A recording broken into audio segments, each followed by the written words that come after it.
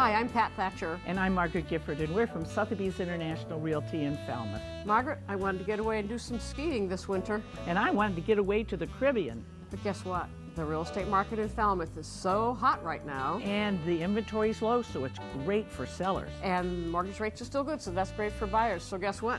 I don't think we should leave Falmouth. We're going to stay right here.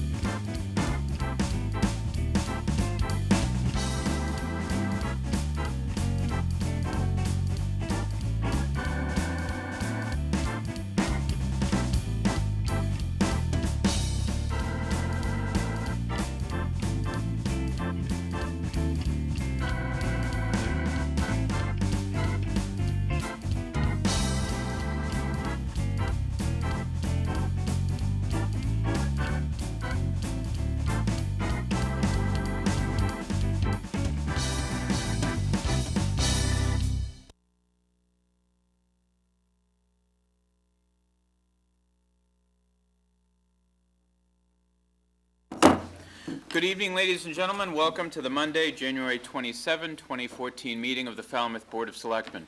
I invite you all to rise and join the board as we recite the Pledge of Allegiance. I pledge allegiance to the flag of the United States of America and to the republic for which it stands, one nation, under God, indivisible, with liberty and justice for all.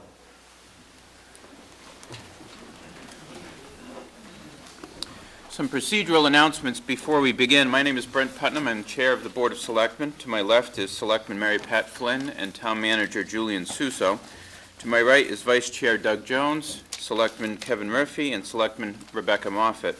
If you have a cell phone or some other electronic device that might spontaneously create noise, we ask that you turn it off or silence it for the duration of your time with us.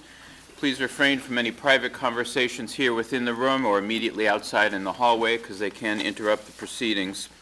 We have a speaker's policy. There will be opportunities this evening to speak publicly.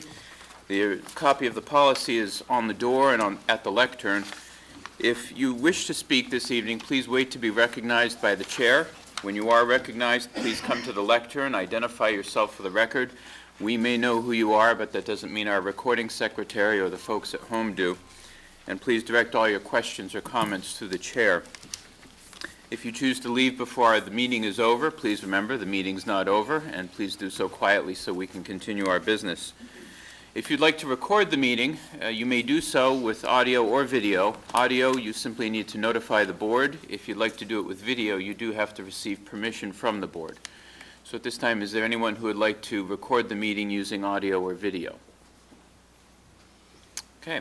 Hearing none, we'll move to the next item on our agenda, which are the announcements and proclamations. We have no proclamations this evening. We do have a few announcements, and mostly related to vacancies. The board is seeking a candidate, as we noted at our last meeting, for an at-large member of the Senior Center Site Feasibility Working Group. Experience with facility siting, site feasibility, and general construction of public facilities is preferred.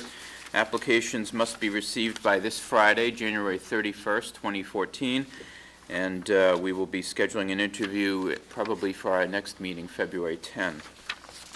We do have some other openings on other committees for anyone so interested. The Affirmative Action Committee has 3 vacancies. The Board of Assessors has 1 position vacant. The Bikeways Committee has 1 position. The Building Code Board of Appeals has 2 positions. The Cable Advisory Committee has 2 positions available. Cape Light Compact has an alternate position available. The Conservation Commission has 3 alternate positions available.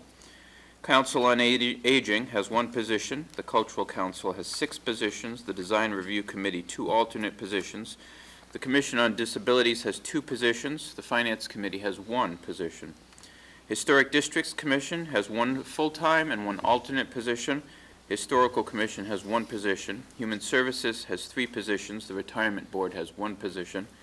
Solid Waste Advisory Committee has 1 position. The Substance Abuse Commission has 4. Town Building Committee has 3. Transportation Management Committee has 3. And the Zoning Board of Appeals has 1 alternate position open. Anyone so interested, please come to the Selectman's office here in Town Hall, fill out an application, and we'll schedule an interview.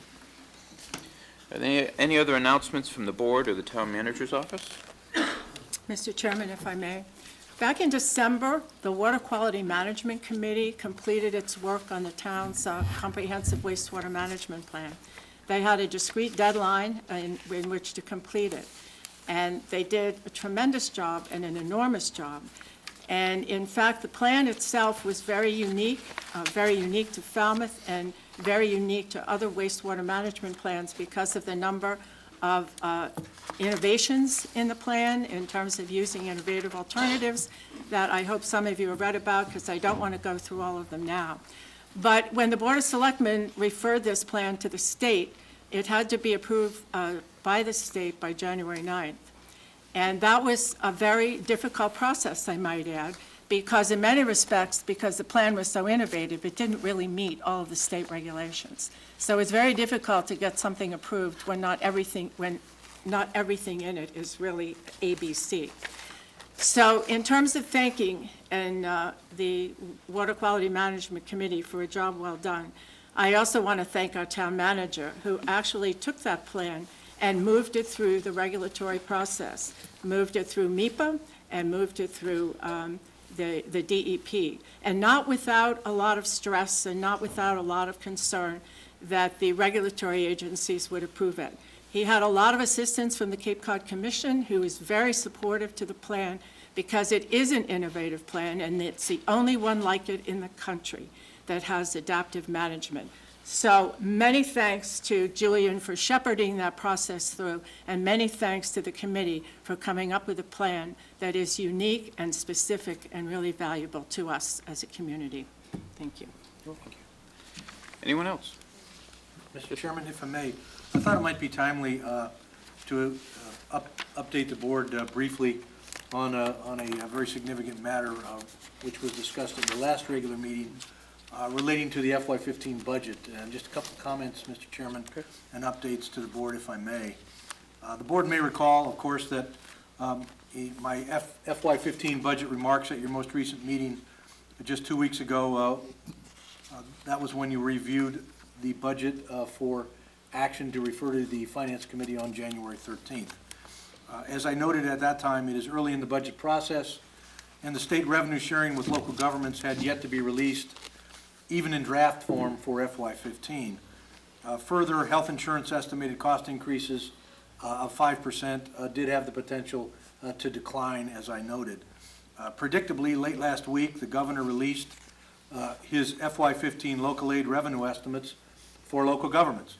This included an increase in excess of $325,000 for Chapter 70 aid to Falmouth.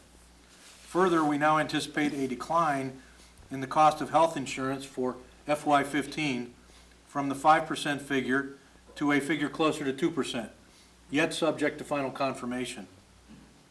Both of these anticipated developments confirm that the $1.6 million budget gap, which has been projected as school needs for FY15, is shrinking and has the potential to continue to shrink.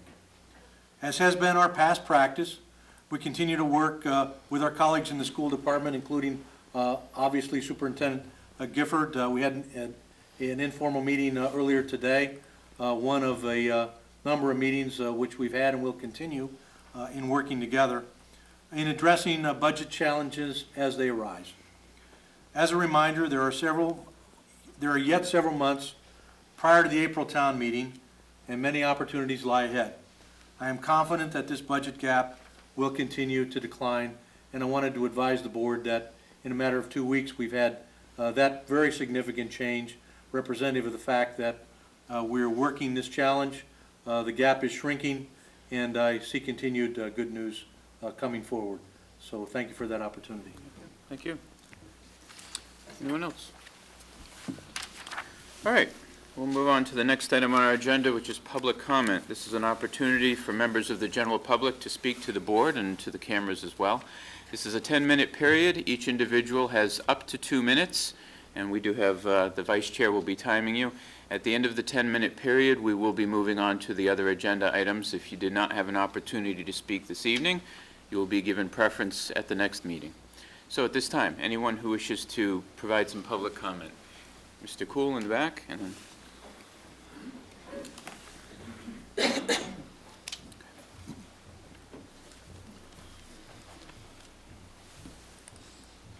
Mark Cool, Precinct 6. Thank you for giving me the opportunity. I'll be brief.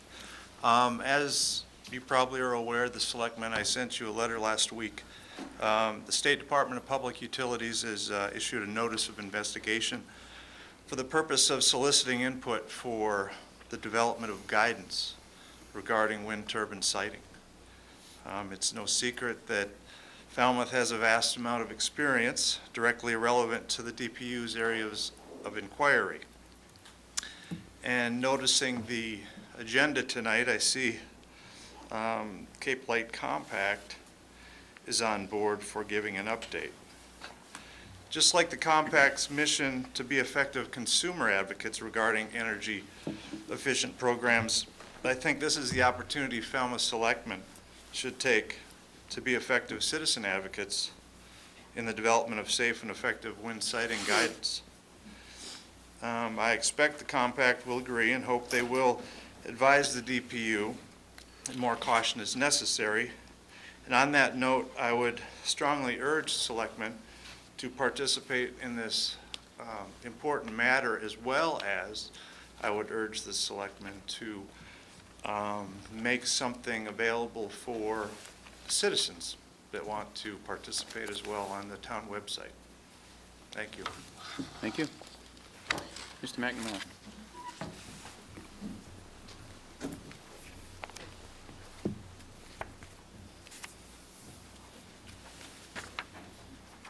Good evening, Matt McNamara. Thank you. I'd just like to share a few facts and make a brief comment about the new Falmouth special events policy. Fact: over the past several months, selectmen have adamantly stated that the development of a special events policy was not for the purpose of evicting the Falmouth Farmers Market from Peg Noonan Park. Fact: the policy adopted on January 6, 2014 reserved the approval of special events to the board, which would then give careful consideration of the effect that the event would have on parking and traffic congestion in the proposed area during the months of July and August.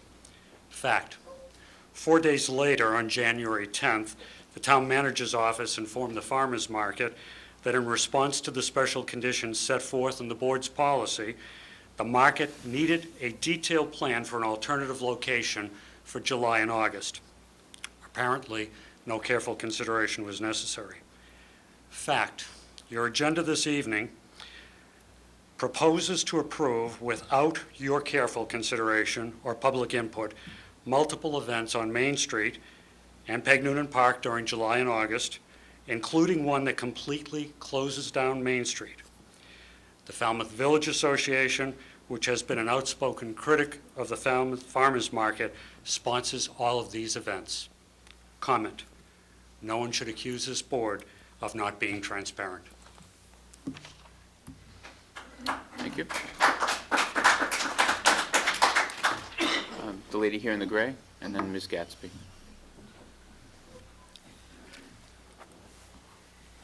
Hi, I'm Sandeepa Singh from Falmouth, and I'd like to speak about the farmers market.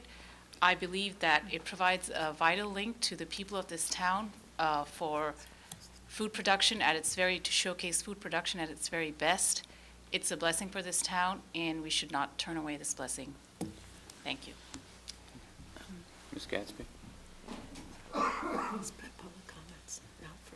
Patricia Gadsby. I'm a member of the board of the Falmouth Farmers Market. As a preface to tonight's proceedings, I would like to say for the record that a poll was taken over the weekend that shows that 47 businesses on Main Street were polled, shows that most Main Street businesses support the farmers market staying on Peg Noonan Park. And we've always been told that one of the main reasons is that there isn't that support, and that's why we should move. So the market hopes that selectmen will listen to its presentation later tonight, especially if other events are permitted on Main Street and Peg Noonan Park this July and August. Thank you very much for your consideration. Just so everyone is aware, it was just brought to my attention, our public comment policy, and I'm going to quote this, policies that routine matters such as announcement of events, these policies, and this is regarding our policy on public comment. It notes that we have two policies regarding public comment. These policies distinguish between comment relating to routine matters such as an announcement of events or administrative comments that do not include discussion by the Board of Selectmen, and comment that relates to a topic that invites participation of the board. Looking for the section here, I apologize. Any member of the public may appear at a public meeting of the Board of Selectmen and request to address a topic pertaining to matters within the jurisdiction, subject to the approval, and not related to any item on the current agenda. So I'd just like to let you all know and understand, we are going to have the farmers market is on the agenda this evening, and if you have public comment relating to the farmers market, that would be the opportunity to speak. We had a similar situation a few weeks ago when we had the superintendent of schools came to speak regarding budget questions, and I did remind her that we would be taking up the budget, and she was allowed to speak at length at that time.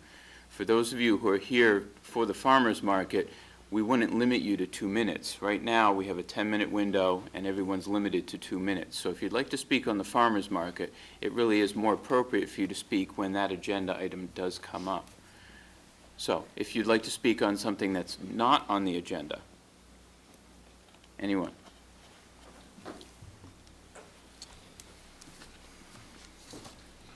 Good evening. My name's Kate Mahoney. I am not speaking about the farmers market here, but you realize I'm here to speak about it later.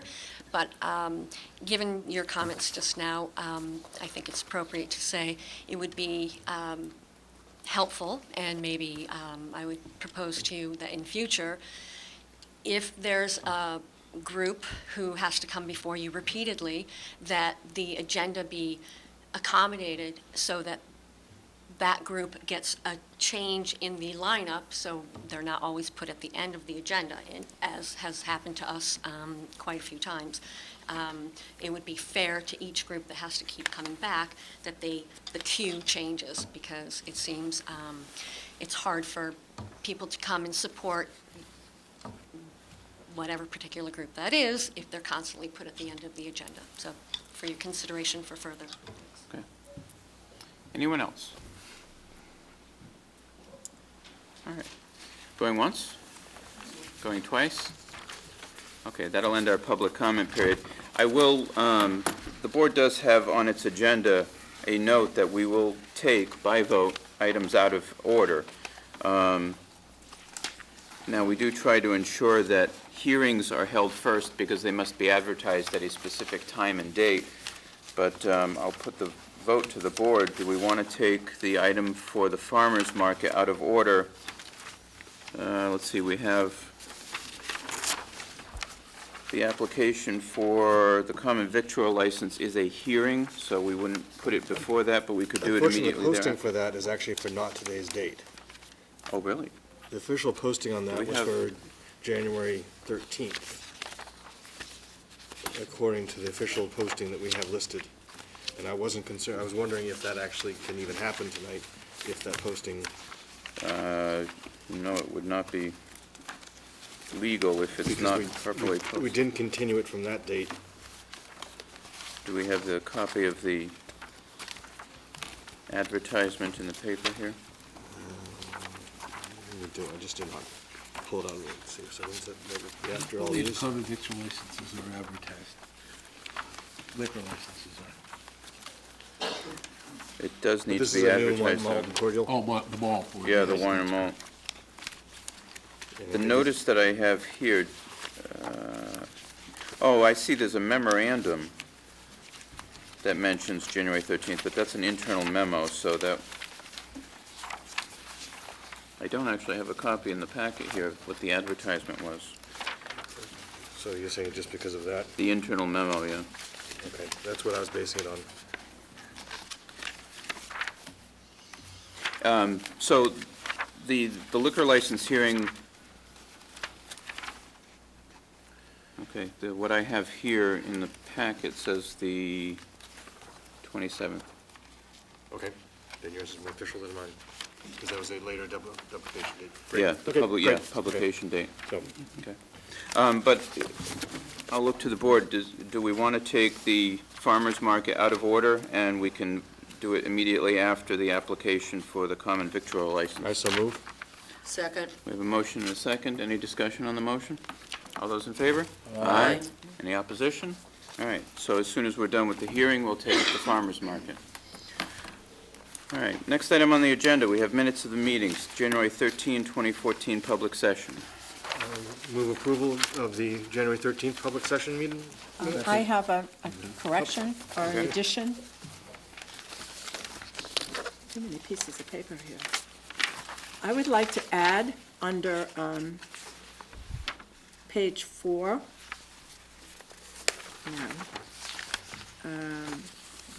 No, page 3. Wetland hearing, Michael and Cynthia Sarard, application to construct timber walkway, pier, ramp, and floating dock. I would like to add, on where it says board discussion included the following points, and there are 3 bullet points there. I would like to add a 4th bullet point that says this is a new dock, and I have it written, so you won't have to take it down. The town is forecasting large costs to remove excess nitrogen from Bourne's Pond and restore fish habitat lost to degradation of the pond.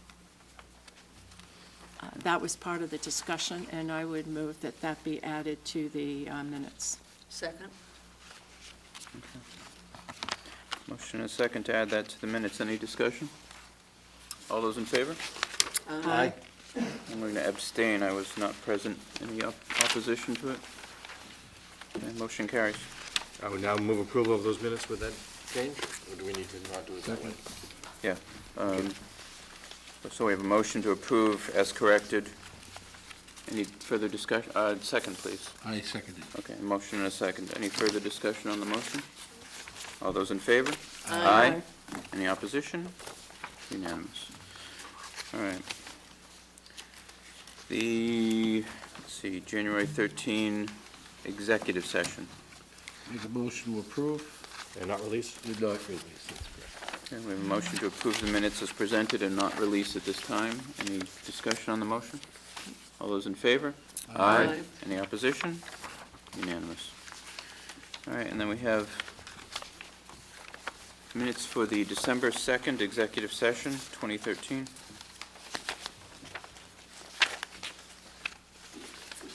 I move approval of the December 2nd meeting, executive session, and not release. Do we have a second? Wait, September 14th? No, December 2nd, 2013, the executive session minutes. It's just in our order in Okay. our packet. Thanks. Sorry, I'm going off the Yeah, okay. agenda.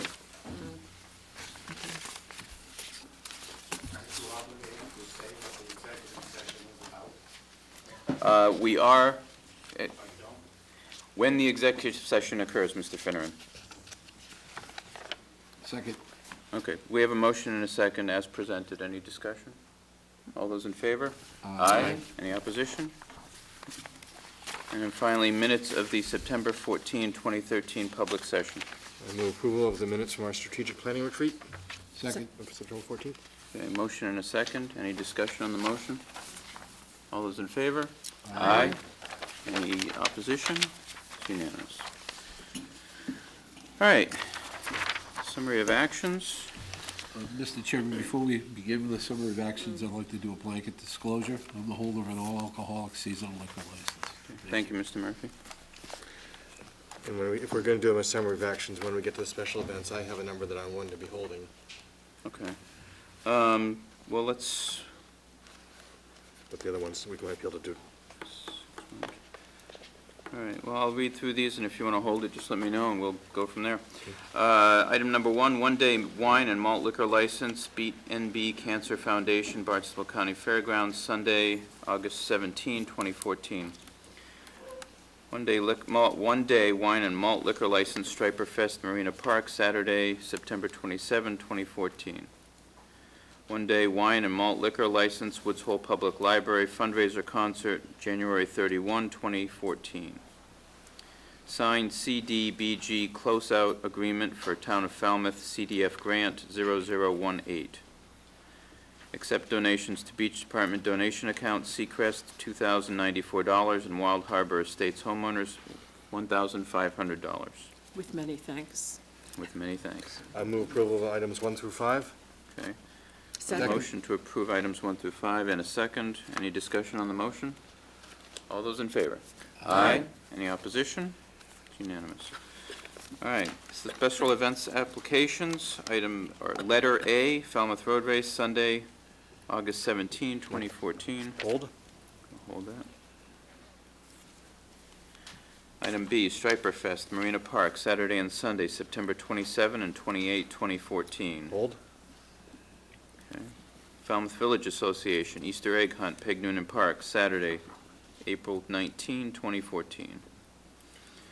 Item D, Falmouth Village Association, July 4 Bike Parade, Main Street, Friday, July 4, 2014. Falmouth Village Association, Movies Under the Stars, Peg Noonan Park, Wednesdays, June 25th through August 27th, 2014. Hold. Okay. Falmouth Village Association, Summer Concert Series, Peg Noonan Park, Fridays, July 11 through August 24, 2014. Hold. Falmouth Village Association Arts and Crafts Street Festival, Main Street, Wednesday, July 9, 2014. Hold. Falmouth Village Association Trick or Treat Stroll, Main Street, Saturday, October 25, 2014. Falmouth Village Association Holiday Stroll, Main Street, Saturday, December 6, 2014. Sprint Triathlon, Surf Drive Beach, Saturday, July 12, 2014. Run for Your Life, Seacrest Quaker Road, Wild Harbor Road, Curly, Saturday, May 3rd, 2014. Falmouth 5K, St. Patrick's Day 5K Race, Falmouth Heights, Sunday, March 16, 2014. Seagull 6, Spring Classic Road Race, Woods Hole, Sunday, March 30, 2014. Falmouth Rotary Club Craft Fair, Marina Park, Saturday and Sunday, September 13 and 14, 2014. And the Falmouth Flag Day 5K Road Race, Falmouth Heights Ball Field, Sunday, June 8, 2014. I move approval of items C, D, H, I, J, K, L, M, N, O. Second. Okay, motion and a second. Any discussion on the motion? All those in favor? Aye. Any opposition? It's unanimous. Mr. Jones, you held item A. The first one was on the Falmouth Road Race and I did receive some correspondence, I think we all did, about the concern that we have a limit on the number of registrants, that the road race continues to give more bibs out, even though there are not that many people racing. There is a concern that they are handing out more bibs than we have actually authorized them to have registered for the race. And I would love to have them try to honor their agreement that's saying they are going to not register more than we've licensed them to. Any other discussion? Well, I mean, I understand what you're saying, and I know that they have 12,800 there, which is the number of runners that we agreed that they could have. Now, whether they have more, whether they allow more people to register, knowing that that number will be much less than what actually goes out, we always know, you never know what the answer to that is until the race is over. It has not always been less, though. Pardon? Sometimes it's been more than we've authorized. Yeah, see, I don't have those numbers, so it's hard to know that. And so what number would we approve then? I'm just asking questions because it isn't clear to me. Well, we've approved They say 12,800. 12,800, meaning that's all they can send out. Is that what you're saying? Which would then, the number of people who would run would be less than that. Is that? There shouldn't be a potential it can be more. If we've authorized 12,800, I feel that we've said that's what the number should be. And if they're giving out more bibs than that, there is a potential. No, I don't mean bibs, I mean registrations. You But know, if they- accepting registrations. If they're if they register more than 12,800, there is a potential that more than the number we've authorized runs. And I think we've set a very generous number. It's a fairly large number for that day, and I just don't think they need to. Let's see, I don't know, we've never done that in the past. We've always agreed that there is a number, and that's 12,800, and the number of runners shouldn't exceed that, but how you control that, we've never gotten into that. Kevin, you've had a lot more connection with that in the road race than I think. Except, and to Mr. Jones' point, Yeah. I think the expectation has been, because we've had this discussion for several years now with members of the road race as well as members of the community, that when we establish that limit, there is the understanding that they won't have as many runners because there's always some that don't show. Right.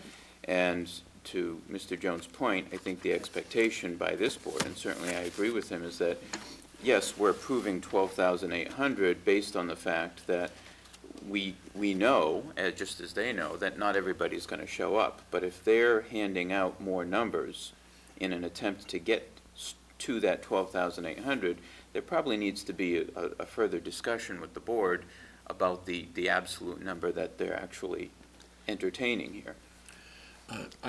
Just a couple of comments. We probably should have someone from the road Yeah, race come up and speak. Steve, yeah. But I know that the road race does give blocks of numbers. It issues numbers, but those numbers might not necessarily be used because they're for fundraising events, meaning to Yes, Dana that's right. Farber or some groups like that. So maybe we should ask them to explain it. I also want to remind the board that the road race has based off of some suggestions from this board and comments of this board, has moved the race out a week later this year as well. I think they're holding the number at where, where we said last year, which was 12,800 runners, moving the race that way. But I would like to hear from that, and maybe they can address that, the actual, because you print a bib does not necessarily mean that someone's going to run Right. that bib. Yeah, come on.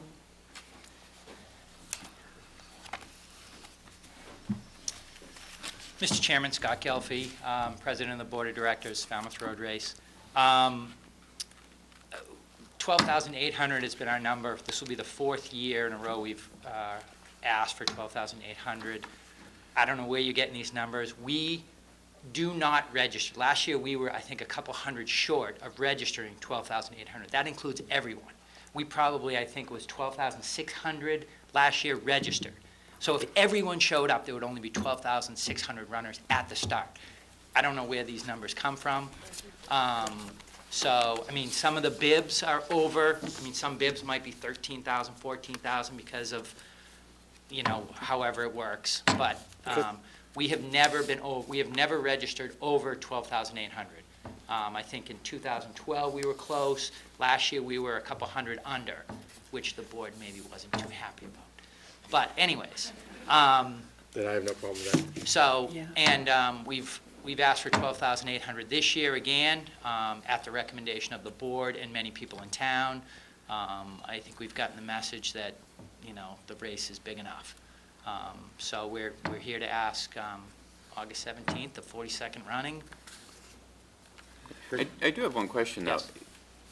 Presumably you start at 1, and you go to 12,800 with the bibs. Yeah. So if there are bibs that are numbered 13 or 14,000, how does that happen? Should I ask my, who numbers our race? Should I have Matt come up? You'll need to come to the microphone so the folks at home can hear you. There are gaps.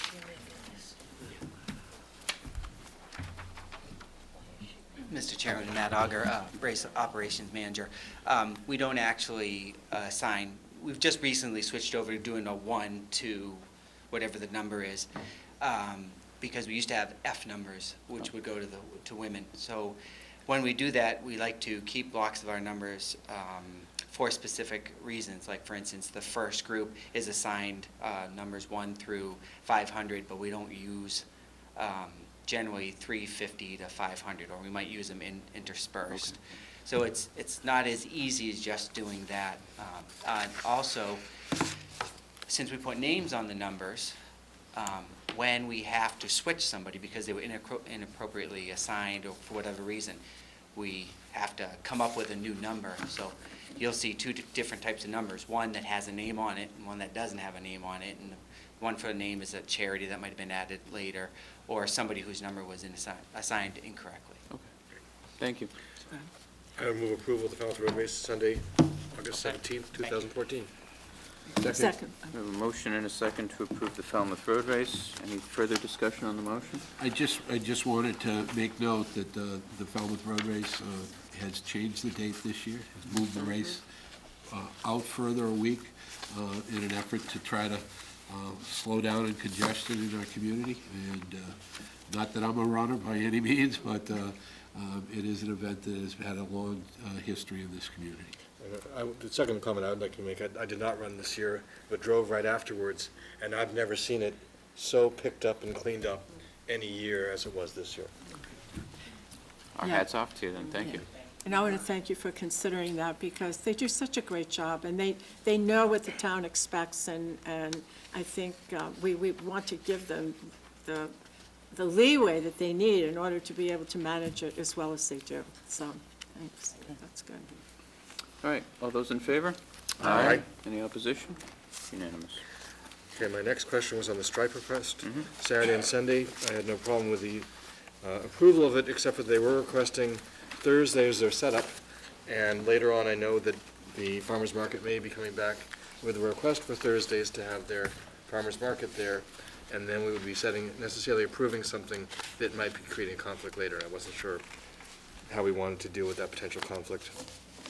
Well, this is in September, Oh, okay, so if the farmer's market were to occupy that space Every Thursday. throughout the season.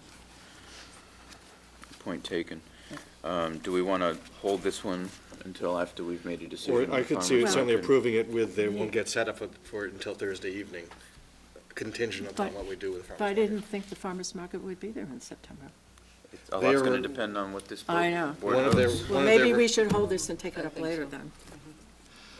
Maybe we can simply just approve this, subject to the restriction on Thursday, so that we could provide either a Thursday setup or a Friday setup. Right.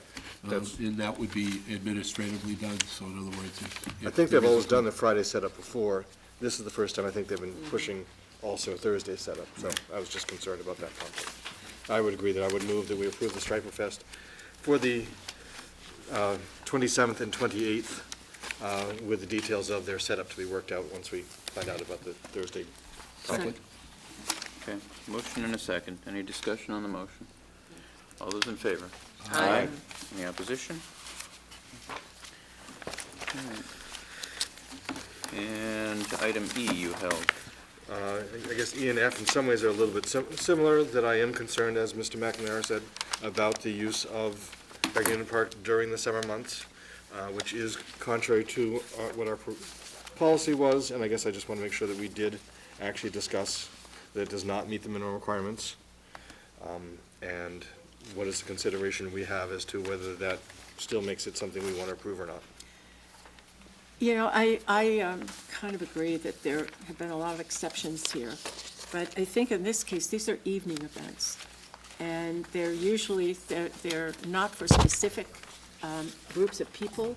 They're really, well, neither is, I mean, they're people who happen to be strolling by and see a movie, or maybe they know what movie is coming on and they attend it. But I don't think it's ever been any disruption because they're both in the evening. And they usually involve, especially the concert series, people who walk by might stop and listen. Any other comment? I'm doing a quick check here. I want to see one thing, which, to your point, Mr. Jones, about the use of the market, or the use of the Pig Noonan Park. These two applications note 200-plus patrons on Wednesdays and on Fridays. Number of attendees for the farmer's market notes 300 to 500 on Thursdays, But also for an hour and a half as opposed to 6 hours. as opposed to spaced out over 6 hours. So actually, if you're going to put them on for an hourly basis, these are much more heavily used than the farmer's market. Point taken. Could we have someone from the Village Association? Is there anyone? There's no one here? Okay, my question is, how well attended? What is their record in the last year or so at the events at 7:30 in the movies? Do any of us know that? Where they're listing 200 plus. Well, On their they're listing application. 200 plus. I'm just, maybe there's a night that it's 200, maybe there's many nights that Well, it isn't. I mean, I don't know that there's been 200 in that space on any given All at night. one time. I've well, gone that's by there exactly on. my point. Yeah. Because I've driven down on a Friday, and I have not noticed that many people, and the movies are there. So I just wanted a little more definition about that 200. Okay. All right. Items E and F. Any, how do we want to proceed with these? I move approval. Motion to approve and a second. Any further discussion? All those in favor? Aye. Any opposition? Opposed? Mr. Jones opposes. The motion carries 4-1. And that brings us to item G. Mr. Jones. I would like to move that we ask the street fair to go to Kathleen Lee Bates this year.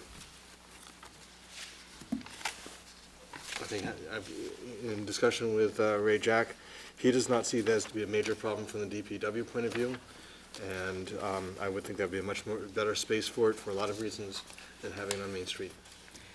Well, I would like to consider if we really want to do that, I would like to send it back to the events committee and ask them to reconsider it. and that they reconsider recommending that it be on Catherine Lee Bates instead of Main Street. I'm sure they must have considered both options. Oh, Ask Julian, Mr. yeah. Suso his feedback. Certainly, I can certainly advise that that was discussed with the events group that brings this forward, and they did consider Catherine Lee Bates as an alternative, and we discussed it, the logistics and how things would work. At the end of the process, it was felt that the very nature of this one-time summer event is that it's on Main Street, and that I know the Village Association indicated to us that the reason that they're sponsoring this now is that the merchants feel it is an advantage to them doing it on a one-time basis in the summer, because what it does is it exposes the Main Street merchants to other visitors who would not perhaps otherwise patronize those stores, and they feel it is a positive to them, again, done on one day only in July, and that they feel that the event would be fundamentally different in nature and character if it's on Catherine Lee Bates Road than what it has traditionally been done on Main Street. But we did have that discussion and understood there's room for differences of opinion on that. My feeling then would be that the popularity of our Main Street is so high right now that to bother having it is a waste. That our townspeople, our visitors, the people who are here to enjoy Falmouth can't get to these places that they'd like to because of the Arts and Crafts Fair. It is one of the biggest nightmares of Falmouth year-round residents and summer residents to have it there, that I cannot vote in support of it on Main Street. I could support it on Catherine Lee Bates, but I will not be able to vote in support of it on Main Street. Any other comment? Yes. I would just say, following your comments, Mr. Jones, the fact that we are thinking about all of the traffic on Main Street, and we are making changes on all of that. Just exactly where on Catherine Lee Bates are they planning? Where, what I would area? suggest Shore Street extension to the Post Office Road. Right. Correct, yes. So you would not be using Catherine Lee Bates Road, you would be using Main Street and all the parking in that area? No, the fair itself would be on Catherine Lee Bates, where right now they're parking illegally to be able to get there.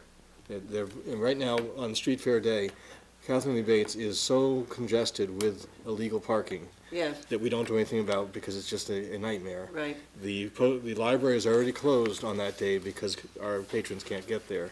Right. From a safety point of view, having Main Street open as opposed to Catherine Lee Bates kind of open, you would actually gain all the parking on Main Street that you lose right now. You'd actually have all this legal parking as opposed to the illegal parking on Catherine Lee Bates. If it really brings people to town, they can do the little walk from Catherine Lee Bates over to Main Street to be able to get to the merchants. They could actually have both Lawrence School and Mullen School as much more convenient parking to get to the street fair because it is just across the ballpark from Lawrence School to Beale Park. I think If it's a my, worthwhile event, I think it's better there. I think my idea is that we put this on hold and we don't make a decision this evening, and we wait to see what decisions is made on the location of the farmer's market. My 2 cents worth there are that maybe we could talk to the Village Association. I know that again, we should have given folks an opportunity. It could be a little bit of a hybrid on Shore Street Extension, as we've talked about using that in not clogging Main Street, and the potential Shore Street Extension as well as Catherine Lee Bates. So there may be some options there. Maybe we can engage them. They've said in their application they're willing to work on this for next year, but maybe they can work on it for this year, so we can discuss it with them. Well, I think we all know that this is not the same arts and crafts fair that we had years ago. This is really sponsored by the Village Association. And I asked, not the Village Association, but I asked somebody on the events committee, it may have been Heather, what is different? What is different about it this year that the events committee seemed to approve it? And what I understood her to say was that the tents, is that what they call them? Yes. The tents would be on one side of the street only, and the other side of the street would be more open and free. Like in previous years, I think they've been on both sides of the street, and it's kind of overwhelming. So I would like to see it now. Well, I think, I agree with Becky. I think we should refer back to the events committee and maybe get more information about what is different about it this year. Why are they suggesting that it could be done now and they'll look for something else later? But a little more information about what it's really about, and maybe take it up again at our next meeting. I have been also told that the money that is raised from this event goes directly back into Main Street for the Christmas lighting that they put up. That's very true. For all of the quality of life events, the free events, the trick-or-treat stroll, those things. Those monies are used directly for those funding, so. I agree, maybe let's talk to them, let's have the events group bring them back in and discuss it with them. Is there any fee associated with this? I don't have any idea about the fees in that one. Because I know, unfortunately, on our new application, it does not list Right. fees I'm on not it. certain about that. We can check on that as well. I know we have fees from everybody else, Right. including the road. And I also know that one of our issues with the farmer's market has been, we were really hoping that that was going to be for local farmers. If I really felt that this was for local craftspeople, I would feel differently about it. But it really has become people from all over New England doing their business to come in. And, okay, well, I've said my lack of I support. just have a quick question, perhaps for Mr. Suso. Is it true, Mr. Jones, you mentioned that the library closes. Does the library actually close on this day because of the traffic involved? or- I haven't been familiar with that level of detail, so I'll have to get back with the board. I hear a yes being shouted out from the audience, but When I was on the Board of Trustees, I remember that we had that discussion. wow. That, I didn't realize that. But then again, to your point, I tend to avoid the downtown when this fair does go on, The so. library employees couldn't get there. All right, so how does the board want to proceed with this? We can take no action and then ask them to come in and make it a separate agenda item, or we can vote it up or vote it down? I think it would be best served if they discussed it with the committee, meaning Mr. Suso and the rest of the committee. There's a feeling there. That's, the whole point of our policy is not to work this all out, and have the professional staff work it out. Okay. If I'm not mistaken. Okay, so we'll take no action at this time. Ask the town manager's office to pursue that, and we'll bring it back. Next meeting, because we don't want to delay them. We can bring it back at the next meeting. Okay, I'll make that motion. Or is somebody, We already have a If motion. you'd like a motion to make it formal, All right, but I no, think we we're don't. all, I We think by don't. consensus, we're all in agreement. Okay, Okay. so that's the arts and crafts. Can I just comment, Mr. Chairman? Yes, sir. We'll make every effort to have that back to you on the 10th. If there is a problem getting availability of folks to come in and talk to us, we may need to ask for a slight additional delay, but we'll endeavor to accommodate your need to bring it back on the 10th. Okay. Thank you. All right, and that is that addresses the summary of actions. Next item on our agenda is an application for a new wine, malt, and cordials common victualler license. Notice is hereby given under Chapter 138 of the General Laws as amended that Michael A. Bullard Concierge Services Incorporated, doing business as Dogs and Hogs, has applied for a new wine, malt, and cordials common victualler license to be exercised at 781 Main Street, Falmouth, Massachusetts. Hearing to be held this evening. The applicant or the applicant's representative present. Good evening. Good evening. Michael Bullard, Dogs and Hogs. And you'd like to get a wine, malt, and cordials common victualler license? Yes, we feel that the business has moved in a direction where we get a lot of customers that come in to ask for an adult beverage, and we've looked at it and weighed it out, and we think that this would probably be a good direction to take the business towards. We're not a big operation, we don't have a big seating capacity, so it's basically people that come in, have their meal or whatever, and if they would like to have an adult beverage, we would like to be able to offer that to them. Okay. Questions from the board? I did bring some menus for you, so you can see where the direction that we're looking at to go in, and the reason why. Okay. Ms. Just a Flynn? question, are you actually planning to serve cordials? Or is it just that it's part of the license? Well, we looked at it. I mean, we do smoothies and whatnot. Oh. So if somebody were to come at nighttime in the summer and they wanted something cool and wanted something added to their coffee or whatever, we would like to be Oh, able I to see. provide that. Ms. Moffett? And all of this would be consumed at your Inside, place? correct. And they're not going out in front of your building? No, that is- They're staying inside? Correct. And how far away are you from the closest liquor store? Let's see, Johnny's Liquor Store is right next door, almost next to 7-Eleven. Just, Mr. Chairman, a disclosure on the holder and all alcoholic seasonal liquor license. The only couple of comments that I would make are that this is, occupancy is subject to the building commissioner, as well as the Board of Health would have a separate type of inspection in this regard. That's fine. All the licenses that we issue in Falmouth, we request and require that all of the servers are tips trained. You're willing to accept that? Yes. as well? Okay. We actually are taking a course next Tuesday. Okay. And we do have correspondence from the health agent saying that their last inspection was satisfactory, and also from the police department that they've done a query check, and that they were sufficient. My only other question is about whether this, when I've been in the store, the walk-in fridge that you have drinks in is available to the customers. I assume that the beer and wine would be stored behind. Correct. Only available to the Yes. to the staff. Correct. Are you the original owner I am. of this group? Yes. Thank you. Any other questions from the board? I would move to close. Do you want to hear? Public comment. This is a public hearing, so any individuals present who wish to speak in opposition to this? Anyone who wishes to speak in favor? Sir? Thank you, Mr. Chairman. Grant Willis, speaking as a regular customer of Dogs and Hogs almost since they opened.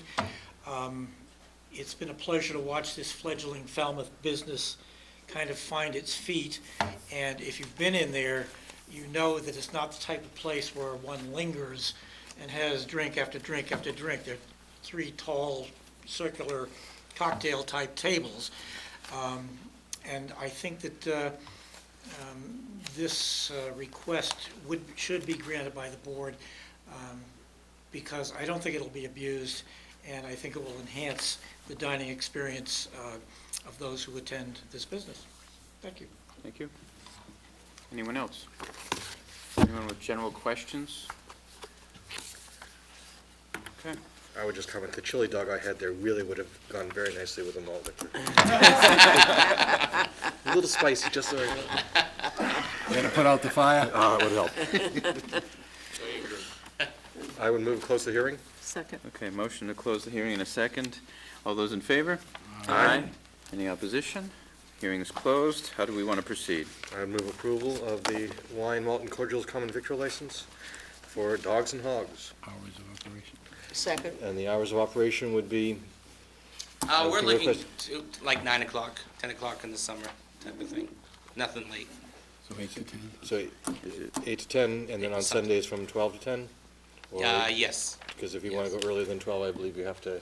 Well, we wouldn't sell it earlier, but, Okay. All right. So Remove. that's part of your motion. We have a second to the motion. Any discussion? All those in favor? Aye. Any opposition? It's unanimous. Congratulations. Thank you very much.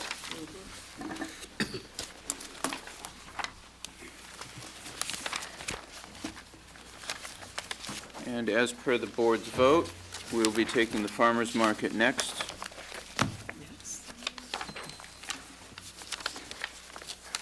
So we have an application for the farmer's market.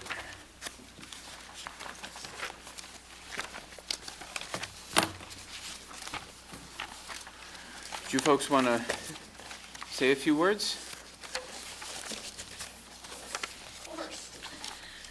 Good evening, Kate Mahoney, Falmouth Farmers Market Manager. We have met with the working group on January 15th to discuss some alternatives to our original application, but we'd like to start with tonight to see if you're going to approve our request for Peg Noonan Park for the entire season, which is our wish. We understand that the working group did not recommend we stay at Peg Noonan Park in July and August. However, we would assert to you that it is our wish to do that for a number of reasons, primarily to move to 2 locations, which has been one of the alternate considerations, would be logistically very difficult, and it would also provide, or not provide, would create a financial burden for the farmers market. We are a nonprofit organization, volunteer board run primarily, except for my pay that's for the window of time that we're actually up and running as a farmers market.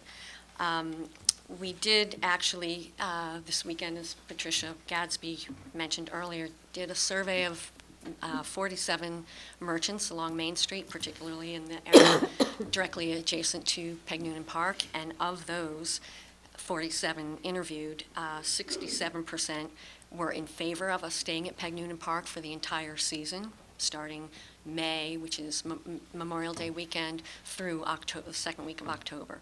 So we would,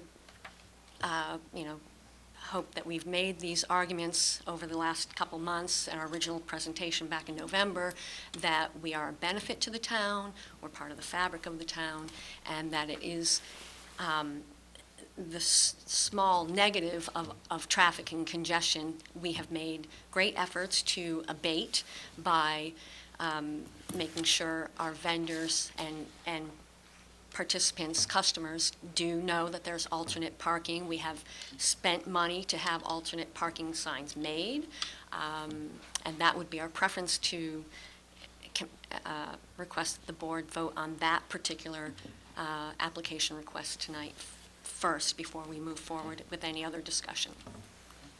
Could I respond to some questions?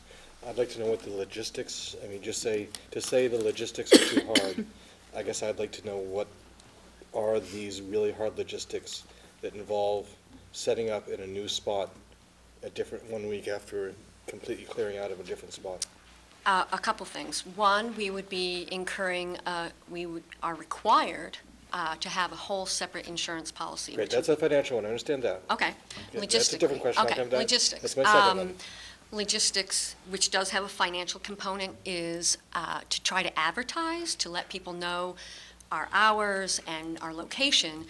That causes vast confusion. I mean, people still, even after the 6 years that we've been there, come and say, oh, I didn't realize you're open at 12, or we didn't, and last year, exception noted that we did change our hours. We're hoping to go back to 12 to 6, but setting that aside, it's hard to get people to realize one venue, 1 hour, set. So to try to create 2 different, as has been suggested by the board and the working group discussions, to be at Peg Noonan Park from May through June, then go to Mullen Hall potentially. I don't even think that that's fully been explored, but per se, it may be, and then to go back, to get people to understand. Visually, I realize it's close by, and how hard is it to see, with your binoculars that we're only, a couple hundred yards away. That's fine, but it is pattern, human patterns. That's the logistics, okay, so you don't agree with that, but it's also been suggested that the parking lot would be the location. That doesn't really improve the situation with the parking discussion that we've had about Main Street versus somewhere else. But anyway, logistically, it is difficult to get people into a pattern of where do you go, where do you park. I don't know how to explain it any differently than that. I guess I just define logistics differently. I think logistics are how you set up your event. And that if the logistics work one place and they don't work a different place, I would accept that argument. And that's what I'm hearing you saying, that's what the issue is, but I don't find the supporting details saying it's really a logistical issue. It's just training people, it's going to be a different place. Oh, so It's- are you asking me what my logistic problems are, or just logistics in The general? argument against not moving it is logistically it's too hard to move. And I just want to say, okay, convince me that it's logistically hard to have it in a different spot. If you'd like to speak, I- Ms. Gatsby, please come to the... I'm dumbfounded how to explain it any other way. It's a lot of effort to have two locations for one event, essentially, but. Some of the logistics, Patricia Gadsby, I'm on the board of the Falmouth Farmers Market. Every location, you have to decide where you're going to place the tents and who is going to go where. Okay. You have to decide how people are going to load and unload and in what order and so forth. And every location is going to be different. So essentially by moving, you would have you're essentially running two markets, two different places, two different sets of parameters, twice the job, twice the insurance, twice the job in terms of organization, twice the costs in advertising, twice the difficulty in making sure. One of the problems is going to be that USDA lists farmers markets, and so do many other organizations, and you're supposed to only have one location. So to have two locations at 3 different times of the season is a lot of back and forth, and it's impossible to list them. Downtown Falmouth. Well, we would have to list one of them, and then they would be going to the wrong place. Downtown Falmouth. Downtown Falmouth is a big place. Yes. So I mean, these are just. I think they would find it but Main Street Falmouth. We have actually consulted the Mass Federation of Farmers Markets, which is the umbrella organization for farmers markets here that works closely with MDARB, Massachusetts Department of Agricultural Resources, and they said to move once would be extremely difficult. It's one of the reasons why farmers markets fail, is moving. To move twice in a season, they said, don't even think about it. Within 200 yards. You specifically talked about the move of 200 yards. I did explain that they were in close proximity. And they've said this has happened before, and it's failed when they moved 200 yards. No, they said there's no precedence for a market having to move twice in a season.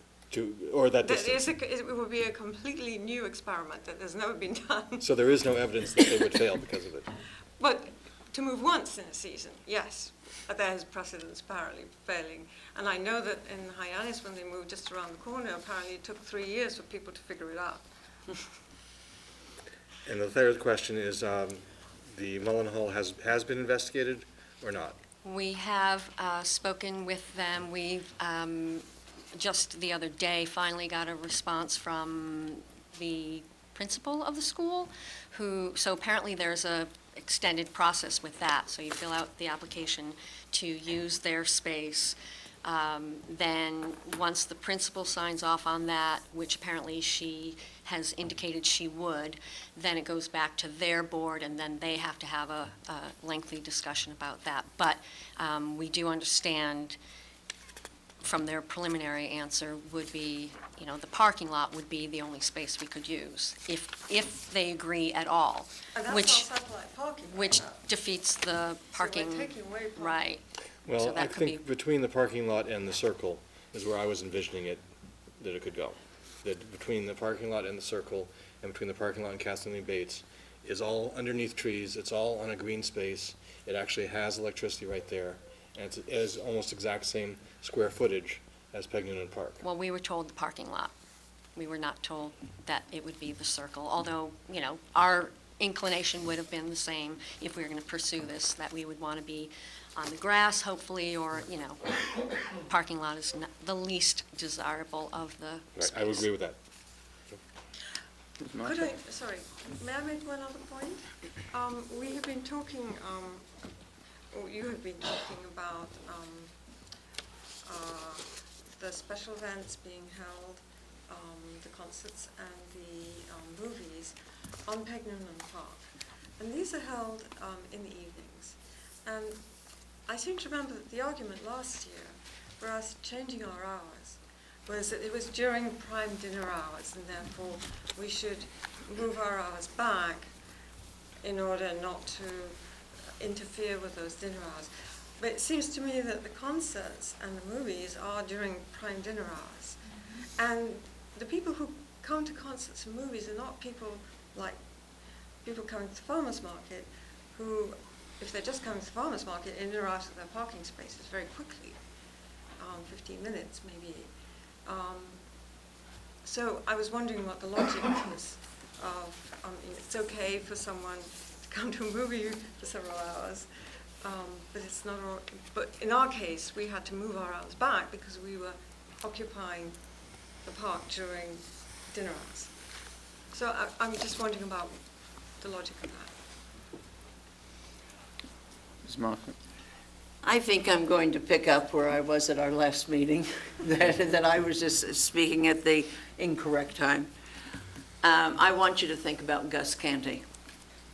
And it probably just sends shivers up and down you. And if you recall anything that I said to you at the last meeting, was what great respect there is for your farmer's market. And if you want to think that the long-range plan in thinking about Main Street in Falmouth is to move it to the other end of Main Street, and it's still Main Street, and that you would have the cooperation from the Department of Public Works and that area that is grass that comes from the sidewalk, first the street, the sidewalk, and that would be leveled so that all of the tents would be level. You will have a parking lot. You would also have access coming in from Dillingham Ave. And there is a wide strip in there, and that would have to be agreed upon how that would be used for any of your trucks that would be coming with any of the materials. You would have access to a bathroom. You would have a place for children to play. You would have an area, well, right next to the police department, but it's that end of Main Street that needs to be developed to keep the cars that are coming further down Main Street to use the stores or to go into the stores needs to be open. And if it is going up into that area and not over to Marine Park, but it is staying right there at Gus Canty, you have great advantages you don't have right now. Okay, well. And if it's a visual, or if it is simply giving up something that you are tied to because you cannot think in your mind farmer's market and Gus Canty. So it isn't just that farmer's market is going to be moving. It is, as we look at things, they will not be using that part of Main Street that clogs up all of our parking, and the cars cannot get through. So I really would like for you to We'll to be think taking about public that. comment in a few minutes. Let's get through the board's questions first. I just wanted to ask, did you explore the Marina Park? It would provide grassy, shady area, specifically if you didn't use the band shell property, you use the other part of the green space, there's plenty of tree cover, and you know, it's a shady area, it's grass. Folks don't tend to use that area, but it's a beautiful section of Marina Park. We have water there, there's electric there, and there's bathrooms there. I'm just asking whether you explored Yep, it. we did. We discussed that with the working group, and of course, we've, as the, last couple years and these long couple months that we've discussed, yeah. So but what we were hoping tonight is that we get a definitive about Peg Noonan Park so that we can then move to the next discussion, because to keep going back and forth. So, can I follow up? So in other Yes. words, if we say no on Marina Park tonight, I mean on Peg Noonan Park, you don't have your second alternative right now? We do. You do? We We do, because but- we were obliged to. Right. I mean, when we Can were you asked. share that with us? Yes. Okay. Marina Park was our second choice, Okay. for sure. I mean, it does have some other advantages. Mhm. If you do your farmer's market on Thursdays, a large segment of our population goes there for a free concert Thursday evenings. It would be a natural transition into that. Folks could shop and then stick around and do the music afterwards. Right. I'm just throwing out some alternatives. No, we Okay. definitely have thought But we that. still haven't addressed our request, our original request for Peg Noonan Park. And we haven't heard, I mean, it seems rather odd that some events are allowed and some aren't, and we don't know what the rationale is. I mean, why is some allowed and some not? Why is our event not allowed? Well, we haven't gotten to that point yet, and hopefully the members of the board will share some rationale when we do get to the point where it's time for us to take a vote. Well, I mean, I'm talking now about the conclusions of the working group, not yours. Well, and also that it appears, if I remember correctly, that the movies were approved tonight. Yes. And the concerts are approved. So to Patricia's point a moment ago, the rationale last year of moving our hours was based on, prime parking at the dinner hour. Well, most people don't go out to dinner at 5 o'clock, especially in the summer. They go out later. They go home after the beach, they take a shower, or residents go home from work. So that rationale doesn't really hold very strong. And so if you've approved the concerts and the movies, that's prime dinner hour parking. So it's still Main Street, July, excuse me, July and August. And it's a point well taken, understood. Mr. Murphy? And it's a comment, and you're looking for my rationale in regard to why would I approve concerts or movies. First of all, you can't put a movie on until dusk, and typically that's 7:30, 8 o'clock at night in the summer. And those are free events. No one's selling a product there. They're free events. That's not part of the special policy. Let's not go back and forth, folks. You asked the question, let him finish and answer. So that would be my rationale. If you were going to give away produce the whole time, I'd look at it as a separate scenario. I mean, okay? Okay? Thank you. I'd like to give other members of the board here. Well, I've been very supportive all along to the process of really taking a look at the events on Main Street in the summer. I remember well the crowds, the traffic from last summer. There were some times when it was really overwhelming.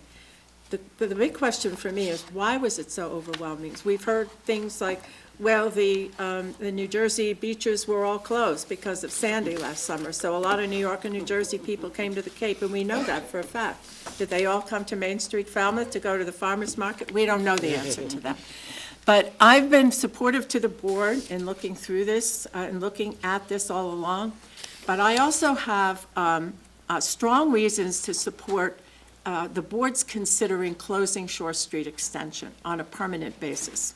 In visualizing what Main Street would look like if the green space went from the edge of Peg Noonan Park all the way over to where the cars park at Hanush Jewelers, and that were all green space. There's a lot of green space there that can be made more available to people like you, the farmers market, instead of being so cramped into Peg Noonan Park, which is a lot smaller than the space at the other end of the park, of the green space. So I've been thinking about that, and I think the board has never had a discussion about this. We've never explored it. We've never talked to the town manager about it in specific detail. We've never asked the DPW to take a look at what it would mean. We know from the police and fire that there are no public safety issues for closing it, and I don't want to get on that, but I think that that's a very important consideration, at least for me it is, on what events get approved on Main Street because of the availability of more space spread out. So the other thing I think about is my impressions of last summer, and I emphasize the fact that they're impressions because I have no real data that tells me that we were overwhelmed with cars, that people couldn't find places to park and all that. And so this summer, I think moving the farmers market could be very disruptive for this summer. And what I would like to see us do is take this year, look at Shore Street Extension, do some planning on Main Street, see what it would look like if we close the extension, see what space might be available, not just for the farmers market, but for other groups, the Arts Festival, Arts Alive, all the other things that people want to do on Main Street, and then do some traffic studies. We did them once before with some of the students from Mass Maritime. And they went out with their charts on certain days. They could do it on Thursday and chalked tires and went back in 2 hours and checked to see if those cars were still there. And if we had some real data from which to make good decisions, then I'd feel a whole lot better. But I think to my way of thinking, after as I've gone through this whole thought process, I think now it is premature to move the farmer's market anywhere this summer until we have better no. This is I know that a lot of you have emailed, and I know that's what you want, but I've really given a lot of thought to this, and I just think that we should make a more rational decision about this. We should think about the possibilities of Main Street and not disrupt the whole plan of things right now for 8 weeks, but really see what happens this summer. Hopefully we will have the same crowds we had last year, but maybe we won't. And we haven't really refined our events policy yet. Right now it's a little complicated because we have to approve a number of events that don't comply with the policy. So I would like us, the board, to take the time, look at Shore Street Extension, look at the other possibilities on Main Street, look at Gus Canny. I agree with Ms. Moffett that there's a great opportunity there to put events on that green space at Gus Canny. And look at the Marine Park and see what we can do there. But for this summer, I think we should let things stay as they are, do our work, do our studies, get our information, and then make good decisions over the course of the winter. So that's where I'm at. That's exactly what we would like to see happen too. We're obviously we want to stay at Pagnuna Park, but we recognize the comments that have been made. We don't want to seem insensitive or, blockheaded about it. But as we showed in our presentation back in November, there are definite siting requirements, and it would be very hard for us at this late date to move this year. Obviously, we could try to pull it off, but we are concerned that certain vendors might not follow us. There's a lot of strain on us right now at this late date, and, we're going to make do as we can, but we prefer, as you've just outlined, that's exactly our thinking, and work with the working group and others to find an appropriate alternative if that is the ultimate outcome that needs to occur. I'd like to give the public some opportunity here to weigh in on this. So anyone who'd like, the gentleman here in front and then Ms. Gladfelter. Hi, my name is Dave Remsen. I'm, what's the district in Woods Hole? One district, precinct 1? Precinct 1. Sorry, thank you. I just moved back here about a year ago, having been away for quite a while. And in my new job, I have to drive into town regularly in the summer, go to the hardware store at Eastman's in the summer. And my opinion is that, and what I think really the issue is not overall summer congestion, it's summer congestion on Thursdays and traffic congestion on Thursdays, right? Because in my view, when I'm driving down Main Street or I'm trying to find a parking place, it's no easier to find a parking place on a Wednesday and Friday as it is on Thursday, honestly. And until, until there's real data, then it's just an opinion. I just shared my opinion, and maybe it doesn't mean anything. It could be entirely untrue. But I don't think the farmer's market, frankly, has any impact on the already terrible traffic that's on Main Street. I mean, I drive past it enough that I have that opinion. And I would agree with Ms. Flynn that real data is really necessary to making a decision, to be informed if this is the criteria by which you're making your decision. So I had a couple of questions that maybe have been answered, but I don't know. Number one, I would hope, and maybe I don't know if it's been explored, if the people who are supporting the farmers market don't actually park right there. Can they go and park at the Mullen School? I mean, that would take that cohort of parking out. If they don't do that, that would be smart. That has been a requirement in years past. Oh, okay. That the board has know asked that vendors move, keep their trucks off-site. But I would also disagree with Doug's assessment that just 200 yards over to the school is a minimal distance, because quite frankly, I don't think you could see it from Playton Unions Park where they would be set up. If they could see it, there's a big fence between there. The actual place to get to it is more like 400 yards up the road. And if you're just looking, you wouldn't know which way to go. Do you go down along the path by the pond? Do you go way up past the library? So I don't think that that's quite a fair transition just to put it there. But more importantly, one of the things that I did when I heard about the issue is I just Googled farmers market impact, simple as that. And there's lots of papers that prove, or at least demonstrate, that farmers markets are drivers of business on main streets. And so that's why I think the Gus Canty option isn't as useful as it might sound, because number one, the farmers market is driving business toward local businesses, but I also think the farmers market benefits from the business right there on Main Street. And so other than hogs and dogs selling more beer.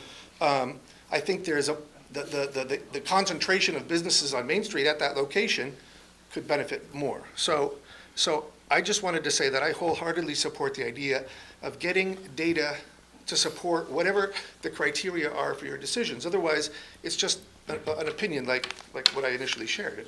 It may not be true. Thank you. Ms. Gladfelter, and then gentleman in front. Hi, Betsy Gladfelter, Precinct 6.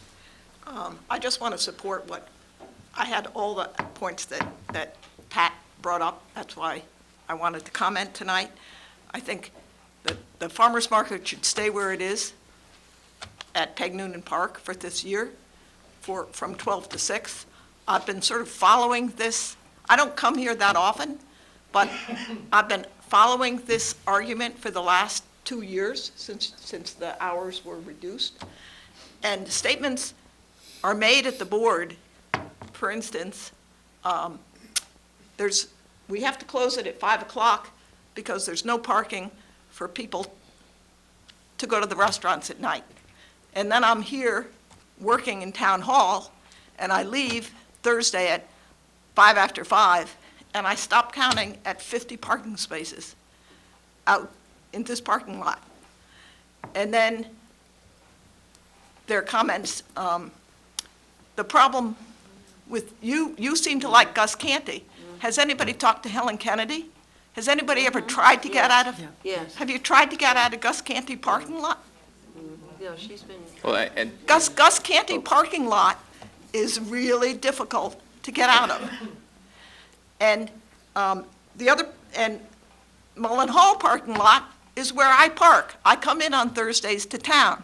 I park in Mullen Hall, I go to the library, I go to the farmer's market.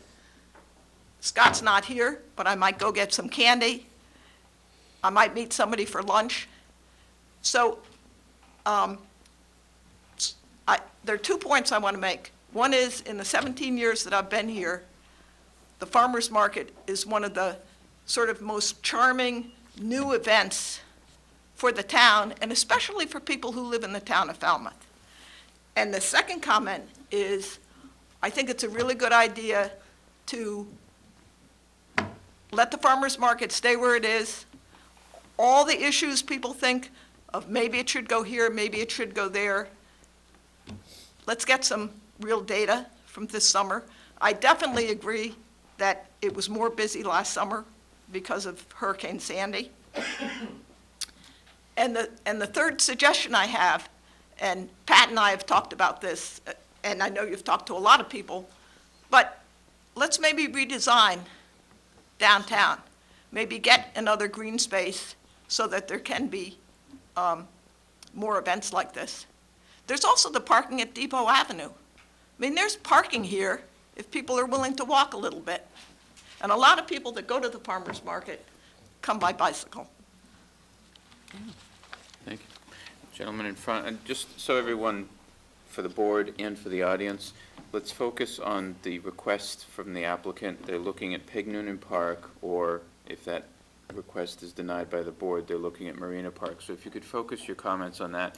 I understand there's a lot of suggestions about other locations, but that's not part of the application before us this evening. Sir. Yes, I'm Jim Robertson. I live at 480 Main Street. I've been here 5 years. I love Falmouth. I've been going to the farmer's market each year, and I think it's a great event. I also love the events that we do at the library, the 4th of July, the Memorial Day, all of those events. I'd like you to look at this issue from that emotional point of view. If the suggestion is made to have 4th of July at the high school, or Memorial Day at Noonan Park, or at the Marine Park, what would be the outcry of people in town? It's really terrific to come downtown to be at the library. I think the same type of thing happens with the farmer's market, that it's downtown, it brings people in, it brings visitors in, and it's a great event. When you say you're going to move it someplace else, I think it helps to destroy the idea of it being right in the main part of town. Just as if you did 4th of July at the high school rather than in front of the library. Thank you. Can I just clarify about the events on the library lawn?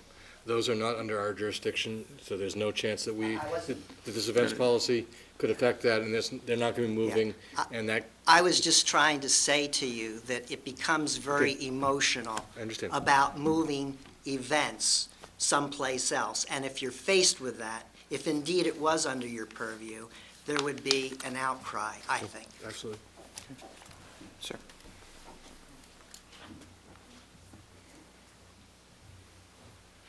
Hi, Derek Bowser on Palmer Avenue. Last weekend, I helped poll some of the businesses along Main Street, and it was a very interesting exercise. We talked to a lot of people, a lot of shop owners. We got positive and negative feedback. One thing that surprised me, which I was not expecting, was a lot of the shop owners were talking about people that park in the parking lots that they suspect go to Palmer Avenue and take the bus down to the boat. And they said that a lot of the parking is taken over before they come into their shops, and they're long-term. Now, I know Palmer Avenue has just added a substantial amount of space, so maybe that will also help. So I think it's great, as you suggested, Ms. Flynn, that we do the studies. I was really surprised to hear that. So it's just another 2 cents. So, thank you. Ms. Okay, is that something you'd want to just provide to us? Okay. It's just a snapshot. Okay, thank you. We'll put it in the file. Anyone else? Ma'am? I saw a hand over here. Okay, you're next. My name is Lou Ann Anthony. I'm from Precinct 5. During the summer, I come downtown every Tuesday and Thursday for my exercise class, and I also go to the farmer's market on Thursday. I personally have not experienced any horrible excess in traffic on Thursday compared to Tuesday, Monday, or Friday. And I fully support the suggestion of Ms. Flynn that we need some data. I had some prepared notes, and that's how I started out, and I think that's absolutely essential before any decision is made. And as it appeared to me before I came to this meeting, it seemed to me that you were preferentially picking on the farmer's market. If you want to abolish things on Main Street for everybody, I think that's fair. But I think you have to be fair and have an equitable policy. Thank you. I'm Lynn Chrisman, Precinct 1. I'd just like to say I've been a Falmouth resident for 27 and a half years. And for most of those years, I avoided downtown like the plague in the summer because it's congested, and frankly, there aren't a lot of businesses that these days carry merchandise that I care to purchase. But the Falmouth Farmers Market has brought me back downtown. I think it's an important, vibrant fabric in our town, something that we should cherish. And I believe that keeping it in downtown probably accentuates business in our town. Personally, now that I am downtown on a Thursday, I might go to another shop and buy some bread or a card at Celebrations or do some other shopping, which previously I did not. And if you move it to Marina Park or somewhere else, then I won't be doing that extraneous shopping that I'm doing when I come to the Falmouth Farmers Market. Now, I'm an anecdotal story, but I do support the idea that you should get some real data about whether businesses in town do better or worse on Thursdays, because I don't think that any of us really know that at this point, and then base your decision on that. Traffic alone is not a bad thing if it brings more business into your town. Thank you. Ma'am. And then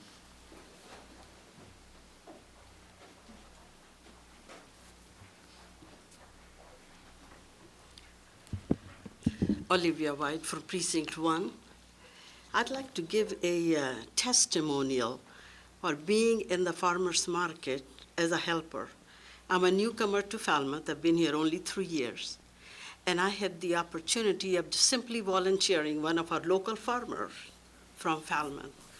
I had talked to thousands of people over the summer, telling me what a wonderful farmer's market it is. Everywhere in Cape Cod, they talk about the farmer's market in Falmouth.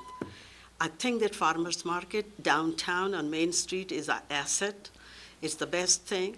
I come and I have no problem finding a place to park. And I think that there is a parking problem just about any other day than on Thursdays. Not only that it is a good asset because it brings visibility to our town, but also it is something that we talk about supporting a local farmer and eating healthy.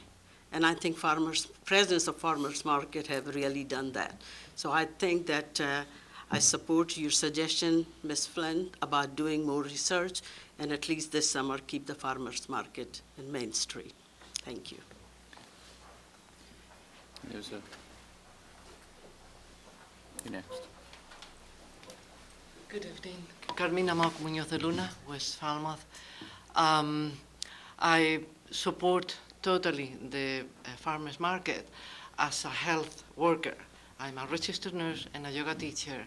And I think if you take the village as a human body, that place of the market is the heart. And what we are doing with the market, bringing healthy food, flowers, people greeting each other, walking towards the market, smiling to each other, is a good thing, it's a healthy thing. And I beg you to please consider the fact to keep it the way it is. Thank you. Thank you. Christina? And then in the glasses in the second row, you're next. Thank you. Christina, Raleigh, Precinct 1. You know, I'm going to talk about climate change. And one of the most important things that we citizens in Falmouth and across Cape Cod and the South Coast region very much need to do is, in order to achieve as much sustainable livelihoods and ways of living, we need to bring the source of our food closer to us. We need to know who the people are who are growing the food. So this, I would say, I would support all of the comments that have been made here today in support of the market. And then go further than that to say that we do need to expand the Main Street. We need to develop a sense of cultural connection to those parts of going down to, you know, beyond on the extension of Main Street, Gus Canty. And at the same time, we have to think of what is going on the other side and down toward the Thai restaurant building, which is burned down and nobody is, you know, taking it off.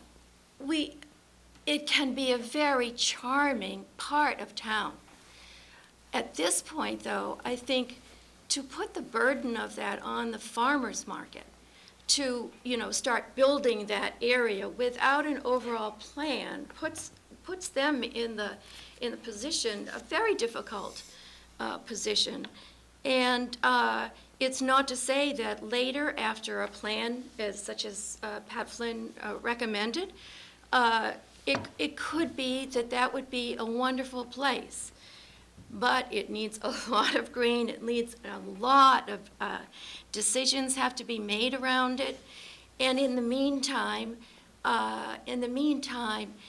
if keeping the market where it is now develops the culture of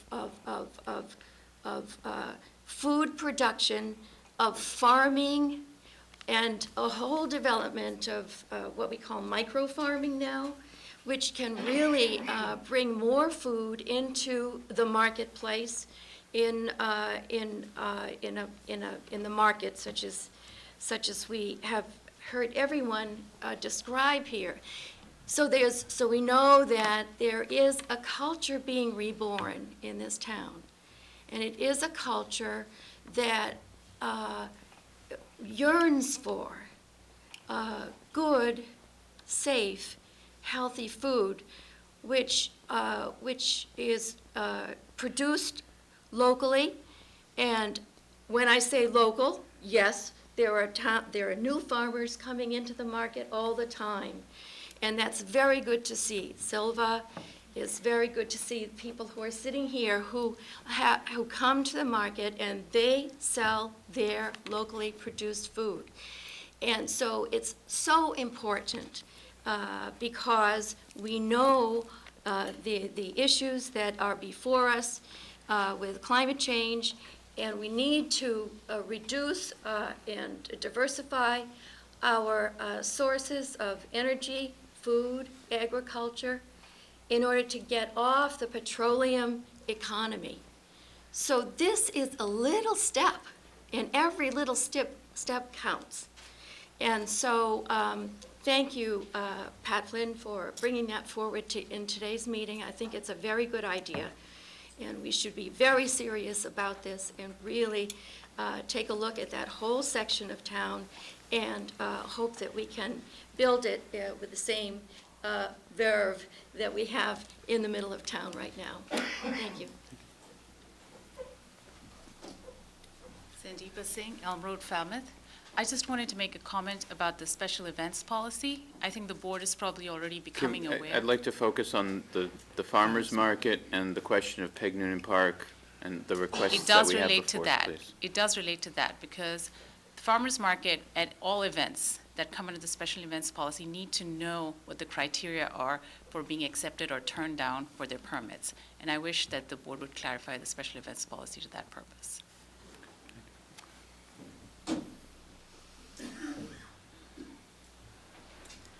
Andrea Thorold, Precinct 6. I am a big supporter of the farmers markets. I am also a big supporter of buying not only my food locally, but everything that I can locally. My first stop in buying anything is in our town, and I feel very strongly about that. Another thing I feel very strongly about is community. And I don't want to be doing one thing that's going to be a major detriment to other people in the community. I want a sense of fairness for everyone who's involved. And I was very relieved to hear Mrs. Flynn suggest tonight that we look at this, get some actual evidence in place. And if we can show something is causing a problem or something else will alleviate it, instead of guessing that that might happen, I think that would be a huge step in the right direction. And I would think that this board would want to be known as one who is making and basing decisions on actual evidence instead of wishes, hopes, or potentially good intentions. Thank you. Just in response to that, we do, and my job often has been to report what our departments are saying. Our notice from the police department is that we have observed that the farmers market does contribute to additional traffic congestion on Main Street and to parking issues, and it would be the preference of the police department if the farmers market went someplace else. At this point, I would also probably be prepared to support Ms. Flynn's motion, but if we don't find a place that is more acceptable to the businesses, we are going to have this discussion every single year. And so I would hope if we go with it this year, we really commit to finding a place that can work on a long-term solution, not one where it's as much of a waste of time for you guys to have to come back and ask all the time and for us to rehash the same issues. We are still having some issues with hours and with fees that we have to resolve in addition to location. Take care of that. I want anybody else who'd like to speak who hasn't spoken yet. One moment. Hi, Wendy Bissler, Precinct 2. I just wanted to say that I know when I travel around, one of the big attractions for me to visit a town is whether they have a farmer's market or not. and we will go out of our way to visit a farmer's market. So I think this is a very good, attractive tourist attraction to bring visitors here to Falmouth, and I think keeping it downtown adds another draw to having people visit the local shops and restaurants along Main Street. So I think if you put it in Gus Canty, I just know I've stood there many an hour with political signs during the elections, and I've seen the traffic coming in and out of there is just a disaster waiting to happen. It's really a mess. So I really don't think that it would be a good location. And I'm afraid if with the marina, then again, you're going to lose that attraction of what makes, I think it makes, when the farmer's market is in session in downtown Falmouth, it just adds the liveliness of an attraction of the town. And I think if you took that away, it would be a very, very sad thing for the town. Thanks. Thank you. Anyone else who hasn't spoken yet? Ms. Gaspar. Just one very quick point. Doug mentioned a location that would be preferable to the businesses, and I'm wondering which businesses, because we've just done a poll that showed that the majority of businesses favored us staying at Picnic Right, but a Park. poll being asked by the farmer's market as to whether you like the farmer's market, I'm. No, we asked whether they favored us staying at Peg Noonan Park specifically, or would they like us to move? But a poll that's taken by people who have a very clear agenda is going to give you a little bit of a skewed result, and so I understand. Let me show you how it was done. We have. Okay. It was written by the people themselves. Okay. You've presented the information. I don't want to be going back and forth on this. Okay, thank you. There's another hand here. Anyone else who hasn't spoken yet? My You'd like name's to- Becky McCullough, and I was wondering why the businesses on Main Street would have preference over what the majority of the town would like to see done. I'm still not clear on that. Can say they had a preference is that they are You going to. did, I think. Okay. I'm sorry, but it sounded like you were going to have to listen to what the preferences of the shops on Main Street wanted, and we would have to go through this all the time, every year. If they have complaints, they're going to complain every year. I didn't say we're going to have to do what they ask them to, but they may, if they complain and are concerned about it, that issue won't go away. And so every Board of Selectmen is going to have to hear, they don't want it, and the farmer's market does. And I'm looking for a solution. We can just say, let's not have this conflict anymore. Not that they win, not that somebody else loses, but a solution that is agreeable to everybody. Well, you have a huge majority coming to you. Yeah. Folks, Yeah. I think the majority of the town wants the market there, and it just sounded like that there was going to be preferential treatment there. Thank you. Ms. Gatsby, I understand. You wanted to say a few words. Anyone else who would like to speak today? Hi, my name is Kakani Young, and I did notice that there was an interesting exchange about the quality of data, right? And as a scientist, I do agree, when you're taking, doing a, trying to collect data and whether or not, this makes sense to stay in the same place, right? It depends on who is asking the questions. However, it's kind of the first result that we've ever had, right, for this town. And so I think instead of discounting that data, I think we should at least consider that as a good starting point. Okay. Thank you. Anyone else? All right. Last call, folks. We're starting to get back to people who have already spoken, so. How tiresome of me. Dave Remsen, Precinct Precinct one. 1. Thank you very much. Doug said this thing about we don't want to have to do this every year, and I just wanted to reiterate that that's exactly why this notion of getting the data and doing some due diligence on what actually is going on is helpful, because if next year or the year after somebody complains, then you can say, look, it might seem like Thursday's worse, but that's maybe because it's your problem that you're against this or you're for it, then it's better. But the data and putting some effort into actually unraveling this will help address that problem. So maybe it doesn't have to come up. Just the larger major point is all of this conversation seems skewed toward solving a problem, that the farmer's market is a problem as opposed to an asset which could be exploited. I was just having a discussion yesterday with somebody talking about Main Street and this fabric of Main Street and the fact that when the Brew Bar closed, this sort of, we lost an anchor on Main Street, and there's a little bit of a social unraveling that has come back a ways. And I see the farmers market as one of these anchors that, okay, maybe in the future the data says way too much traffic, go somewhere else, but if that's going to be the case, look at it as an asset, because I can imagine if you plunked a farmers market in the right spot as an anchor for cultivating and catalyzing business around it, never mind selling more hogs and dogs, I think other things would show up there too, just like these little things that I see moving around Main Street expand or contract sort of that fabric that we are striving for. And so rather than a problem, it could be a real asset. And I think that, rather than my opinion, that data do support that. Thank you. Thank you. Anyone else? Last call, folks. All right, how would the board like to proceed? We have the application before us. The primary request is for Peg Noonan Park through the extent of the summer. From 12 to 6 is what they're requesting, right? From back to the 12 to 6 hours. Mr. Chairman, I think the board needs to have a little discussion on it before we proceed, if that's all right. Sure. And I'd just like to make a couple of points. Mrs. Moffett brought up a good issue a couple of weeks ago, is that no one is against the farmer's market.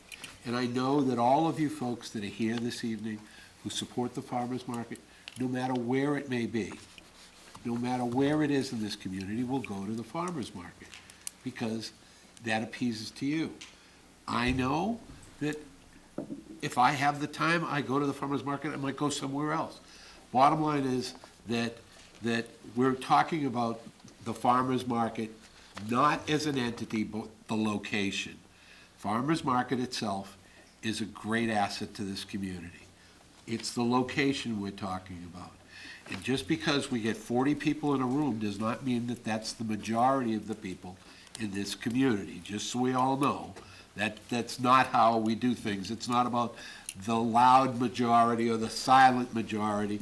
It's about what the community itself thinks. I do say, Mrs. Flynn, you have an interesting idea, but I don't know how we'd collect data. I don't know who would collect data. We do know that there's been some parking issues. We do rely on some of our staff, and our staff in all of this application, not only the police department, but the Department of Public Works, and all of them suggested other things. Department of Public Works had talked about the trash that is generated from the farmer's market, empty barrels and things of that nature.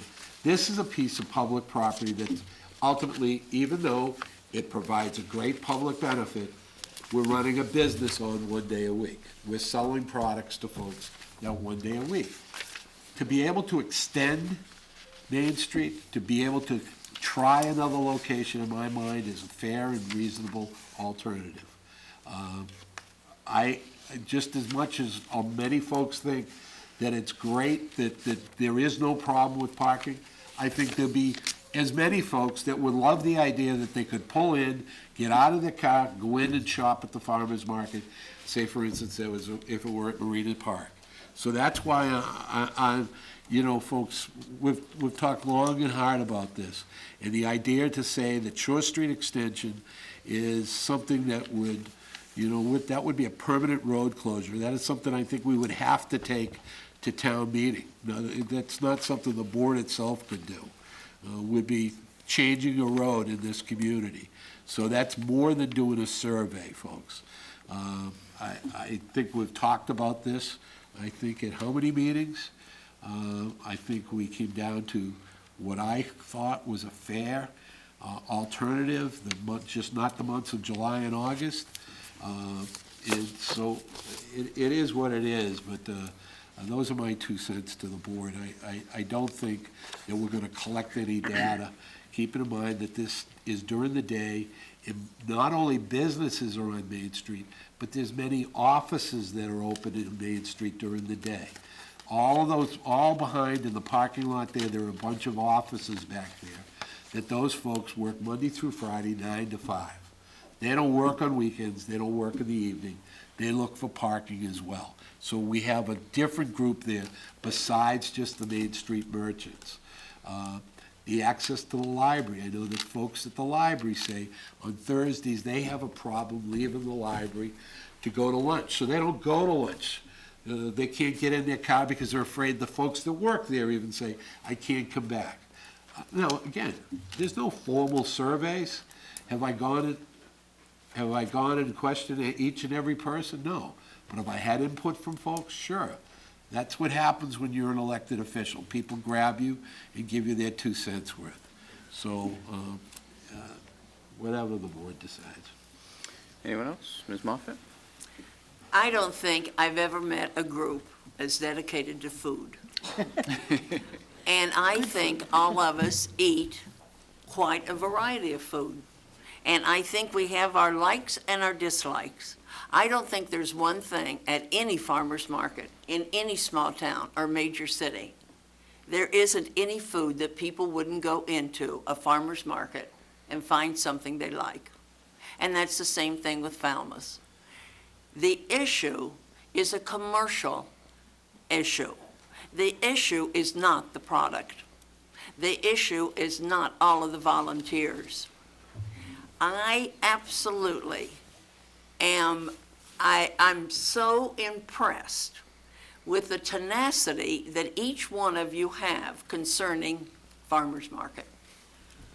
On the public side of things, and being a selectman, there is an issue of what makes Falmouth run smoothly. What do we develop in this town that makes people come from every distance you can imagine to come here and stay in Falmouth? And yes, farmers market is one of those issues. It's a good farmers market. The issue is the location. And when I said Gus Canty, there has been discussion about Gus Canty because you shift the traffic over to Dillingham and you come down what is an alley or whatever you want to call that, and you use your entrance and your trucks. Dillingham is the street that doesn't have the traffic like Catherine Lee Bates or Main Street. And what is interested, or what happens in trying to move buses and trucks between Catherine Lee Bates and Main Street is very difficult. It is most noticeable without having any evidence other than to drive through Falmouth at the same time each day and start at Davisville Road, which is what I do. And I come out Davisville Road and it's 9 o'clock. And it's a Monday. It's a different drive all the way down to the Woods Hole Road. If I do it on a Tuesday or a Thursday, it is backing up in places you don't see when you're at Peg Noonan Park. The people who come into work in this building have to make all kinds of changes when it's a Tuesday or a Thursday. If you drive and go back up behind the Lawrence School, cars are parked in front of homes. There is definitely a traffic issue and a parking issue. It's not an issue with the farmers market. The fact that you have married that idea at Peg Noonan is hard to separate, and that's hard for you. My issue is what makes the town run smoothly from Davisville Road to Woods Hole. And we need to look at the other end of town. We need to look at the other end of Main Street, whether it's Marine Park or whether it's Gus Canty. And the DPW is ready to hear which place it's going to be, what's going to be decided, because they are 100% behind the farmers market to make it a place that becomes the new home. Those are hard words to hear. And I absolutely congratulate you for your tenacity. And all of your words were wonderful, but it's a tough decision for us. Thank you. Anyone else? Well, since I brought this up, I want to say that generally, farmers markets everywhere have a very positive impact on their communities. And we know from here and from all of you and all the other people who have communicated with us that the farmers market has a very, very positive impact on our community as well. And I know the issue has been brought up about location, which is what the board has been looking at and talking about and thinking about for several months now, which is why we referred this issue to a special committee that would look at it. Because we know that last summer, we over-permitted some permits on some days. And we created some of these problems because we allowed too many people to be doing too many things at the same time. But while the farmers market has a very positive impact on the community, at least in some respects for us, it does have that negative impact in terms of the traffic. But the problem is that we don't really know the details of that. And I'm somebody who really, to make change, I like to plan for the change. I don't really like to just make it and then let's see what happens. I like to say, okay, if we make this change, then what are the impacts to the change? And I can see, and I agree with some of your comments, that making a change this summer to move the farmers market to Marina Park is a big change. And we don't really know what the negative impacts of that might be for the market or for the people or for people knowing. We know from a positive perspective that it certainly would lessen some of the traffic impacts on Main Street.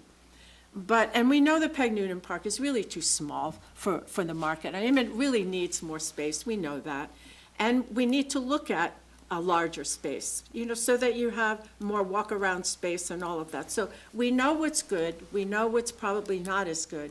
But my thinking right now is when you have an asset to a community, to take that asset and disrupt it without a lot of notice and without a lot of people in support of that, it can have, the negative impacts can come because of the disruption, not because of the continuing, to have the parking issues on Main Street. And that's why I brought this up tonight, because there are alternatives.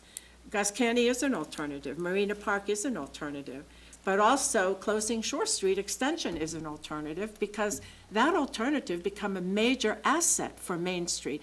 But the board has to really work through that and see what would be the positive impacts on having more green space available, continuing that whole green space down to Hanush Jewelers. That could have, but it's the same thing. Do we have any data on it? No, not yet, because we haven't had the discussion. But we also don't have any data on what negative impacts could come from moving the farmers market too. And this summer, we don't know if we're going to have all the people this summer we had last summer. We expected it will be more because Falmouth has become more and more attractive to people, so more and more people come. But my thinking is that without a real plan, other than let's move you over there and see what happens, I would like to say let's leave the market where it is for this summer. Let's take a look at the traffic. Let's do some research or data. And it's not that difficult. It's not that hard. It's not that costly. I think it can be done. And then we can look at what the traffic is, not just automobile traffic, but foot traffic. And we can involve the Village Association and the businesses on Main Street. And we can really take a look at this and see what are the impacts and what would be the negative impacts until we have something that we think is a good place that is good for the market and good for the town. So I'm going to support not moving, Catherine, the farmers market now, but getting through this summer and doing some very good planning over the course of the year with good information as to where are some of the best places that we can have these events occur, where people can get to them more easily, can park more easily, and can enjoy them more fully. And I'm going to make a motion that we do not move the farmers market to that we leave the farmers market at Peg Noonan Park for this summer. So you're approving your motions to approve the permit? Yes. Approve the permit. The permit is At Peg for Noonan Peg Noonan Park Park, yes. for the length of the summer. For the length of this summer, yes. Okay. And the permit, their request is for noon to 6? Yes. So is that part of your motion? Yes. Okay, so there's a motion. Do we have a second? Second. Okay, a motion and a second. I would like to throw 2 cents in here myself. And it's sort of on a peripheral matter with regards to parking. I find it ironic that I've been roundly criticized a few times about raising the question of parking meters when in fact it wasn't necessarily my idea. It was something that, as a member of the Capital Advisory Committee, and Mr. Jones was a member as well, the Capital Advisory Committee looked at parking meters as a potential revenue source for the capital projects that we need to fund here in the town. But it was also with an eye to the fact that the downtown area is very heavily congested and that parking meters can in fact help with turnover. And I found it interesting that someone suggested that some of the parking in the downtown area might actually be used by Steamship Authority customers who are taking that short walk down the street to the Palmer Avenue lot and grabbing the bus to Woods Hole. So some food for thought, I guess, there for the board. I'm going to support this motion. I hope the rest of the board does as well. Do we need to, I mean, last year there was quite a significant discussion also about the fee for this, in which we granted a substantial waiver. Is that not part of our motion that we need to do it tonight? It would, It's I no believe longer- that would be a separate application to have the fee waived based on we have another policy that deals with fees. Because the fee structure is either $100 or $200 per day right now. And so they would need to come back for a request if they want something different than that. Yeah, I would think we would have to take that under the fee policy and not under this motion. Yeah, because this is a request for approval, this is not a request for a fee waiver, so that would be a separate Can I agenda make a item. couple of comments? Mr. Murphy. First of all, not only is your motion that we keep it there, but it's to, once again, expand the hours of the farmer's market. Last year, we dropped the hours back to 5 p.m. because of concerns of the dinner hour and parking again. So I just want to make sure everyone's quite clear. I think that, I hear the intent of the board here, but I also want to say that we have spent roughly, I think, 7 to 9 meetings. And Mrs. Flynn, with all due respect, you always often say that we make simple things into very hard things. This is another issue that we made into a very hard issue. Quite candidly, I think we're just kicking the can down the road. And again, I don't think it's anyone's against the farmer's market. It's the location of the farmer's market. So that being said, I won't support the motion as it is because I think the board has wasted its time in 9 meetings coming up with a policy that you have no intention of trying to work through. So that's my comments, and it's comments to the board. We wasted 9 meetings coming up with a policy and a directive, and then we are not going to listen to any of that policy in any form or fashion. Okay? I've said enough. Further comment? I will point out, Mr. Murphy, and I understand where you're coming from, and I do hear your frustration, but, ironically, we had another agenda item earlier with the Village Association Arts and Crafts Festival, and we actually did sort of kick that can down the road a little bit because the recommendation there, ironically, was opposite the recommendation here, that in spite of the policy, as you suggest, that the recommendation was to continue closing Main Street. So you can look at it both ways, I guess.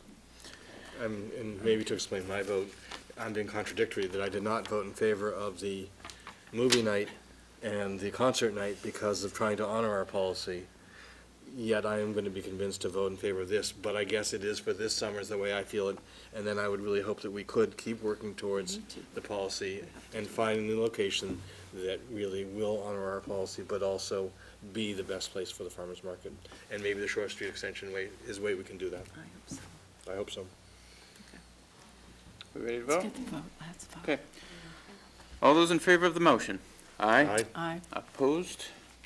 Okay, the motion carries 3-2. Mr. Murphy and Ms. Moffett in opposition.